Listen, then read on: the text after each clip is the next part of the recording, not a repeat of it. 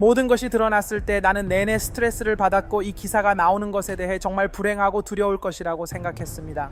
20년이 넘는 세월 동안 세레나 윌리엄스는 세상이 거의 알아채지 못한 고통을 짊어진 채 승리를 이어갔습니다. 하지만 슬픔과 질병, 엄마가 된다는 것, 그리고 자신이 이 자리에 어울리는 사람임을 증명하기 위해 싸워온 수년의 시간 끝에 마침내 무언가 변하기 시작했습니다. 한때 누구도 범접할 수 없을 것 같았던 이 선수는 테니스에서 멀어지기 시작했습니다. 그러자 그 어떤 트로피도 대답해줄 수 없는 질문이 터져 나왔습니다. 치열한 전쟁터 같던 코트를 떠난 세레나, 그녀는 과연 누구일까요? 그리고 어느 날 그녀는 마치 조용히 우리 곁을 떠났습니다. 불명예스러운 퇴장도 아니었고 다른 선수가 그녀의 약점을 드러냈기 때문도 아니었습니다.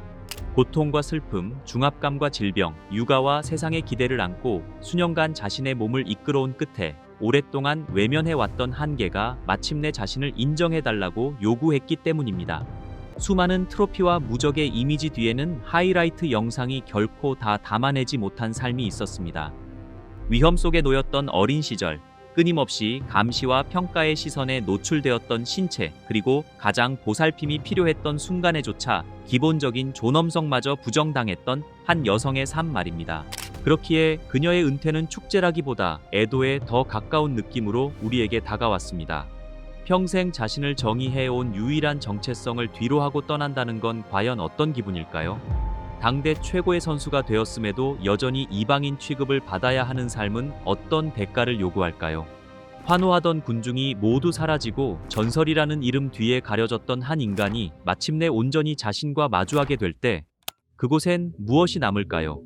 이 비극을 이해하려면 컴튼으로 거슬러 올라가야 합니다. 모두가 망상에 빠졌다고 했던 한 아버지에게로 말이죠. 그리고 테니스 주류 사회가 전혀 예상치 못했던 두 어린 소녀에게로 돌아가야 합니다. 리차드 윌리엄스는 테니스계 인사가 아니었습니다. 엘리트 코칭 배경도, 컨트리 클럽 출입 권한도, 이 종목에 대한 그 어떤 연고도 없었습니다. 그는 루이지애나 출신의 흑인이었으며 컴튼이라는 도시가 미국인들의 인식 속에서 폭력과 빈곤, 소외의 대명사로 통하던 시절 그곳에 살고 있었습니다. 하지만 1978년 리차드는 TV로 여자 테니스 토너먼트를 시청하다 한 선수가 4만 달러의 우승 상금을 받는 것을 목격했습니다. 그는 아내 오라신 프라이스에게 테니스를 지배할 딸들을 키워내야 한다고 말했습니다. 아이들이 태어나기도 전이었습니다. 리차드는 이 계획을 어떻게 실현할지 구체적으로 담은 78쪽 분량의 청사진을 만들었습니다. 사람들은 그를 비웃었습니다. 그에게는 엘리트 아카데미나 개인 코치 혹은 전통적인 방식으로 테니스 챔피언들을 배출해온 정교한 육성 시스템에 쏟아부을 돈이 없었습니다. 대신 그에게는 전략처럼 작용할 만큼 지독하리만큼 강렬한 신념이 있었습니다. 1980년 비너스 윌리엄스가 태어났고 1981년 9월 26일 세레나가 그 뒤를 이었습니다. 자매는 사랑은 넘치지만 자원은 부족한 가정에서 태어났습니다. 가족은 결국 컴튼에 정착했습니다. 그곳에서 리처드는 갈라진 바닥의 공용 코트에서 딸들을 훈련시켰는데 주변은 철조망과 갱단 활동, 그리고 동네를 감싸는 끊임없는 긴장감으로 가득했습니다. 그는 쇼핑카트에 공을 담아 던져주었고 강박적으로 교본을 공부하며 미래의 챔피언들이 대부분 경험하지 못할 환경 속에서 몇 시간 동안 딸들을 훈련시켰습니다. 세레나는 훗날 연습 도중 총소리를 들었던 일을 회상했습니다. 때로는 근처에서 폭력 사태가 벌어지는 동안 자매가 바닥에 납작 엎드려야만 했죠. 리처드는 압박감이 곧 대비라고 믿었습니다. 그는 딸들이 정신적으로 누구도 범접할 수 없는 존재가 되기를 원했습니다. 이미 살아남은 가혹한 환경에 비하면 프로 테니스가 더 쉽게 느껴지기를 바랐던 것입니다. 윌리엄스 가족이 컴튼에서 일궈낸 것은 스포츠 그 이상이었습니다. 그것은 그들의 미래가 어떠해야 할지 이미 결정해버린 시스템을 향한 저항이었습니다. 세레나가 9살이 되었을 무렵 가족은 자매가 마치 코치 아래에서 훈련받을 수 있도록 웨스트팜비치로 이주했습니다. 코치들이 즉각 주목한 것은 세레나의 신체적 재능뿐만이 아니었습니다. 경기에 임하는 그녀의 소름 끼칠 정도의 확신이었죠.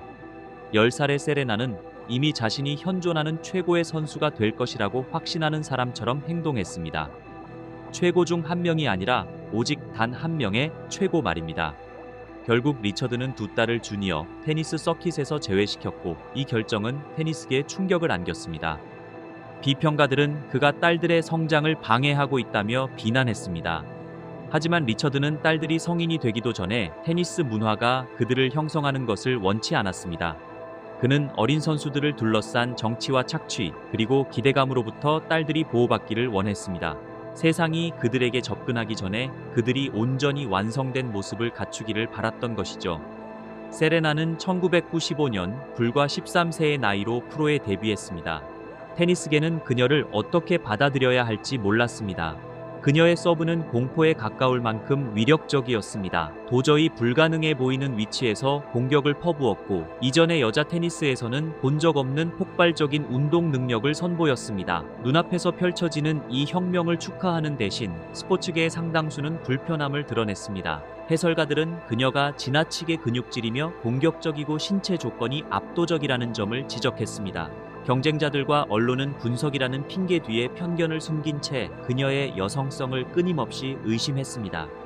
지난 20년 동안 세레나는 자신의 몸과 외모, 그리고 엘리트 테니스계에 존재하는 그녀의 자리 자체를 향한 모욕을 견뎌야 했습니다. 그 모든 비난의 밑바닥에 깔린 메시지는 한결같았습니다. 세레나 윌리엄스는 테니스계가 원하는 챔피언의 모습이 아니라는 것이었습니다. 그녀는 그 모든 말을 묵묵히 가슴에 새겼습니다. 그리고 그녀는 계속해서 승리했습니다. 1999년 불과 17세의 나이로 세레나는 결승에서 마르티나 힌기스를 꺾고 US 오픈 정상에 올랐습니다.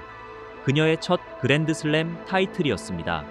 당시 그녀가 보여준 침착함과 압도적인 힘의 비평가들은 그녀가 과연 우승할 수 있을지를 의심하던 태도를 버리고 이제는 그 기세를 얼마나 유지할 수 있을지를 묻기 시작했습니다. 그녀는 그 저력을 20년 넘게 유지했습니다. 23번의 그랜드슬램 단식 우승, 4차례의 올림픽 금메달, 여러 세대의 경쟁자들을 압도한 기록, 그녀가 쌓아 올린 통산 기록은 너무나 압도적이어서 역사상 가장 위대한 선수가 누구인가를 논할 때 이제 그녀의 이름은 결코 빠질 수 없게 되었습니다.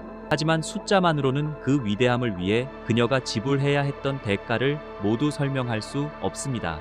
2002년 무렵 세레나는 명실상부한 지구상 최고의 선수가 되어 있었습니다. 그녀는 프랑스 오픈, 윈블던, US 오픈, 그리고 호주 오픈까지 4개 메이저 대회를 연속으로 제패했습니다. 훗날 세레나 슬램이라 불리게 된 이 위협을 달성했을 때 그녀의 나이는 고작 20살이었습니다. 그럼에도 불구하고 기득권층은 그녀의 성취를 깎아내릴 이유를 찾으려 했습니다. 어쩌면 일시적인 현상일 뿐이라고, 혹은 경쟁자들이 곧 적응할 것이라면서 말입니다. 이런 전성기가 영원히 지속될 수는 없었을지도 모릅니다. 2015년 33살의 나이로 세레나는 다시 한번 세레나 슬램을 완성했습니다. 두 정점 사이에는 10년이 넘는 세월이 가로놓여 있었습니다. 그 10년의 시간 속에는 슬픔과 부상, 질병, 외로움, 그리고 대부분의 선수라면 결코 버텨내지 못했을 압박감이 공존하고 있었습니다. 2003년 세레나의 이복 언니인 예툰데 프라이스가 컴튼에서 살해당하는 비극이 벌어졌습니다. 그녀는 당시 31살이었고 새아이의 어머니였습니다. 그 상실감은 가족을 산산조각 냈습니다. 세레나는 이 사건을 대중 앞에서 깊이 언급하는 법이 거의 없었습니다. 그녀는 다시 코트로 돌아왔고 계속해서 승리했습니다. 하지만 가까운 이들은 그녀에게서 일어난 변화를 직감하고 있었습니다. 어떤 슬픔은 결코 흐려지지 않습니다. 그저 몸 안 어딘가에 영원히 자리를 잡을 뿐입니다. 수많은 카메라와 기대, 그리고 압박으로 가득 찬 경기장에 그 고통을 짊어지고 들어가는 모습을 상상해 보십시오. 사랑하는 이를 홀로 추모하면서도 수백만 명의 관중 앞에서 경기를 치러야 하는 상황을 말입니다. 대중의 눈에 보이는 것은 화려한 트로피뿐이었습니다. 세레나는 그 트로피들 아래 놓인 보이지 않는 무게를 감내하고 있었습니다. 뒤이어 부상이 찾아왔습니다. 무릎 문제와 발의 통증, 수년간 이어진 가혹한 움직임과 폭발적인 플레이로 인해 신체는 반복적으로 무너져 내렸습니다. 2010년 호텔에서 유리 파편을 밟는 사고로 세레나는 발을 심하게 다쳐 수술을 받아야 했습니다. 타이밍은 최악이었습니다. 당시 그녀는 막 윈블던 결승에 다시 진출해 타이틀 방어를 준비하던 중이었습니다. 하지만 이런 부상조차 훨씬 더 공포스러운 시련 앞에선 희미해졌습니다. 2011년 세레나는 폐 속에 여러 개의 혈전이 생기는 폐색 전증으로 고통받아야 했습니다. 이 질환은 치명적일 수 있습니다. 어느 날 갑자기 여자 테니스 역사상 가장 위대한 선수는 더 이상 우승을 위해 싸우지 않게 되었습니다. 그녀는 생존을 위해 싸우고 있었습니다. 그녀는 입원했고 혈액 희석제 처방을 받았으며 수개월간의 회복과 의료 조치를 견뎌야 했습니다. 합병증이 뒤따랐습니다. 의료진은 그녀를 끊임없이 관찰했습니다. 그리고 마침내 그녀는 어떻게든 다시 돌아왔습니다. 세상은 잠시 숨을 고르는 듯 하더니 이내 다시 그녀의 서브와 움직임, 몸 상태에 대해 논하기 시작했습니다. 그것이 대중의 삶에서 무적이라는 이름이 짊어져야 할 무게입니다. 사람들이 당신을 멈출 수 없는 존재로 정의하는 순간 당신의 연약함은 더 이상 허락되지 않습니다. 고통은 성과보다 뒷전으로 밀려납니다. 생존은 당연한 기대가 됩니다. 괴로움은 보이지 않는 것이 됩니다. 하지만 세레나는 복귀했고 테니스 역사상 아마도 가장 놀라운 제2막을 구축했습니다. 33살이었던 2015년 그녀는 이 스포츠가 목격한 가장 위대한 시즌 중 하나를 만들어가고 있었습니다. 그해 그녀는 세 차례의 그랜드슬램 타이틀을 거머쥐었고 1988년 슈테피 그라프 이후 최초의 캘린더 그랜드슬램 달성까지 단 2번의 승리만을 남겨두고 있었습니다. 그러다 US 오픈 중결승에서 로베르타 빈치에게 패하며 테니스 역사상 가장 충격적인 이변 중 하나의 주인공이 되고 말았습니다. 그해 여름 세레나를 둘러싼 압박감은 숨이 막힐 정도였습니다. 모든 경기에는 역사의 무게가 실려 있었고 작은 실수 하나조차 헤드라인을 장식했습니다. 기자회견마다 감정의 절제를 요구받았습니다. 패배 후 세레나는 커리어에서 가장 고통스러운 패배 중 하나를 추스르면서도 기자들 앞에 앉아 담담하게 질문에 답했습니다. 세상은 그녀의 눈물을 기다렸습니다. 하지만 그녀는 그런 만족감을 주기를 거부했습니다. 세레나 윌리엄스는 오래전부터 알고 있었기 때문입니다. 특히 엘리트 사회의 흑인 여성에게 있어 취약함은 흔히 나약함으로 치부되곤 한다는 사실을 말입니다. 그리고 그녀에게 어머니라는 삶이 찾아왔습니다. 2017년 세레나는 임신한 몸으로 호주 오픈 우승컵을 들어 올렸습니다. 세레나 본인의 기준에서도 그것은 불가능해 보였습니다. 몇 주 후 그녀는 딸 올림피아 오하니언의 출산을 준비하기 위해 테니스 코트를 떠났습니다. 그 뒤에 이어진 일들은 그녀의 인생에서 가장 두려운 경험 중 하나가 되었습니다. 긴급 제왕절개 수술로 아이를 낳은 직후 세레나는 과거에 알았던 폐색전증과 비슷한 증상을 즉각 알아차렸습니다. 그녀는 의료진에게 다시 혈전 증상이 나타난 것 같다고 말했습니다. 하지만 처음에는 아무도 그녀의 말을 믿어주지 않았습니다. 세계에서 가장 유명한 운동선수 중 한 명이었고 자신의 병력을 누구보다 잘 알고 있었음에도 의사들이 초기에는 자신의 우려를 묵살했다고 그녀는 나중에 밝혔습니다. 그녀의 판단이 맞았습니다. 결국 정밀 검사를 통해 여러 개의 혈전이 확인되었습니다. 기침 때문에 수술 부위가 다시 벌어졌습니다. 복부에 혈종이 생기는 등 추가 합병증이 뒤따랐습니다. 그녀는 추가 수술을 받았고 몇 주 동안 회복에 전념해야 했습니다. 역사상 가장 위대한 선수 중 한 명이 의료진이 귀를 기울이지 않았다는 이유로 출산 직후 목숨을 잃을 뻔한 것입니다. 그 순간 세레나는 끔찍한 현실을 깨달았습니다. 높은 인지도와 최고의 의료 환경을 갖춘 자신조차 이런 일을 겪는다면 그런 조건이 없는 여성들에게는 대체 어떤 일이 벌어지고 있을까 하는 의문이었습니다. 이 경험은 임산부 보건 체계와 인종 그리고 사회적 취약성에 대한 그녀의 인식을 완전히 바꿔놓았습니다. 그럼에도 그녀는 다시 테니스 코트로 돌아왔습니다. 하지만 엄마가 된 후의 복귀는 이전과는 사뭇 다르게 느껴졌습니다. 세레나의 위대함이 퇴색해서가 아니라 그녀를 둘러싼 세상이 변했기 때문입니다. 그녀는 이제 나이가 들었습니다. 치열한 엘리트 경기와 육아 사이에서 균형을 맞추고 있었습니다. 그녀의 몸에는 수년간 쌓인 부상과 수술 흔적이 역력했습니다. 모든 대회는 은퇴를 향한 카운트다운처럼 여겨졌습니다. 그리고 그 모든 상황 아래에는 세레나가 평소 공개적으로 밝히지 않았던 또 다른 현실이 자리 잡고 있었습니다. 평생 처음으로 테니스가 더 이상 그녀 정체성의 중심이 아니게 된 것입니다. 수십 년 동안 그녀의 존재 모든 부분은 성과를 중심으로 돌아갔습니다. 훈련, 승리, 회복, 희생, 그리고 대중의 기대 말입니다. 이제 코트 밖에는 그녀를 기다리는 딸이 있었습니다. 이제 박수 소리 너머의 삶이 있었습니다. 하지만 테니스를 떠나는 것은 두려운 일이었습니다. 자신을 정의하던 대상이 사라질 때 어떤 일이 벌어질까요? 운동선수들은 평생 경쟁을 중심으로 정체성을 구축하며 살아갑니다. 은퇴는 단순히 직업을 바꾸는 일이 아닙니다.